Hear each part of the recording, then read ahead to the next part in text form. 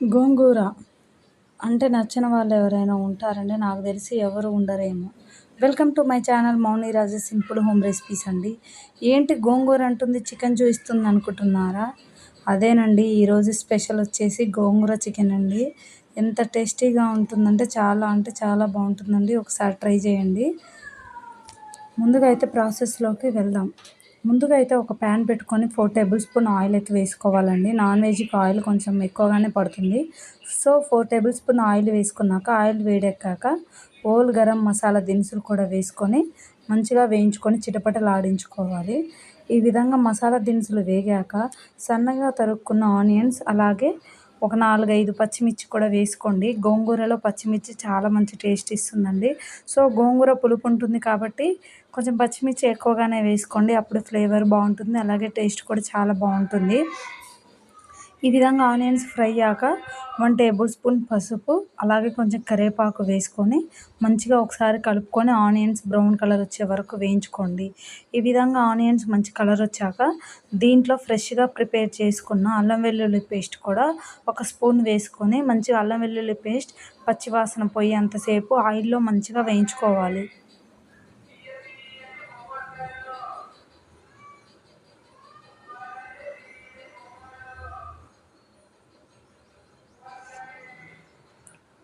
ఈ విధంగా పచ్చివాసన పోయాక ముందుగా తీసుకున్న హాఫ్ కేజీ చికెన్ తీసుకొని మంచిగా సాల్ట్ వేసుకొని 2 టైమ్స్ కడిగి పక్కన పెట్టుకున్న చికెన్ని మన తాలింపులో వేసుకొని ముక్కలన్నిటికీ ఆయిల్, అల్లం వెల్లుల్లి పేస్ట్ బాగా పట్టేలాగా ఒకసారి కలుపుకోవాలి. కలుపుకొని మూత పెట్టుకొని ఒక 5 మినిట్స్ వదిలేసారంటే చికెన్లో నుంచి మంచిగా వాటర్ వచ్చి చికెన్ మంచి ఎమ్మీగా జ్యూసీగా కుక్ అవుతుందండి. ఒకసారి చూడండి, చికెన్లో నుంచి వాటర్ కూడా వచ్చేసాయి.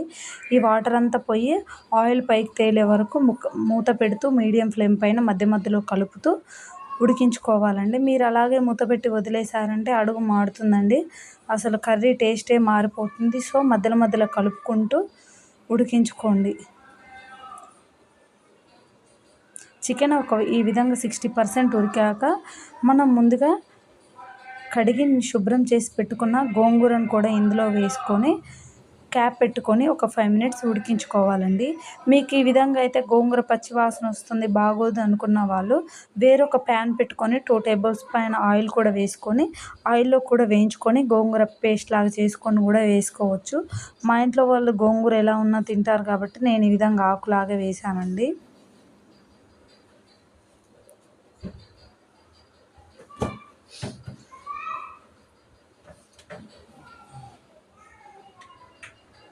చూడండి, గోంగూర చికెన్ ఎంత బాగా కుక్ అయిందో, టేస్ట్ కూడా అంతే చాలా బాగా ఉంటుంది.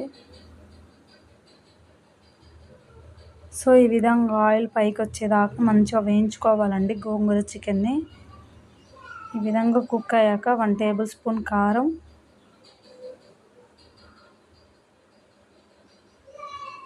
అలాగే కొంచెం ధనియాల పౌడర్, గరం మసాలా,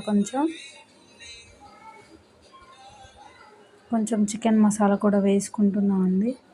సో ఈ మసాలాలన్నీ ఒకసారి బాగా మిక్స్ చేసుకొని ముక్కలన్నిటికీ పట్టించుకోవాలి.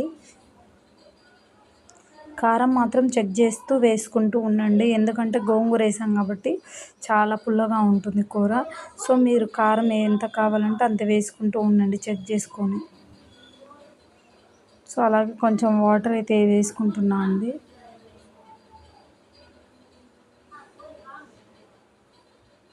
ఈ విధంగా కొంచెం వాటర్ వేసుకొని మూత పెట్టుకొని ఈ విధంగా ఆయిల్ పైకి తేలాక సన్నగా తరుక్కున్న కొత్తిమీర పైనుంచి వేసుకుంటే ఎంతో టేస్టీగా ఉండే ఆంధ్ర స్టైల్ గోంగూర చికెన్ అయితే రెడీ అయిపోతుందండి. ఒక్కసారి ట్రై చేయండి, చాలా అంటే చాలా బాగుంటుంది.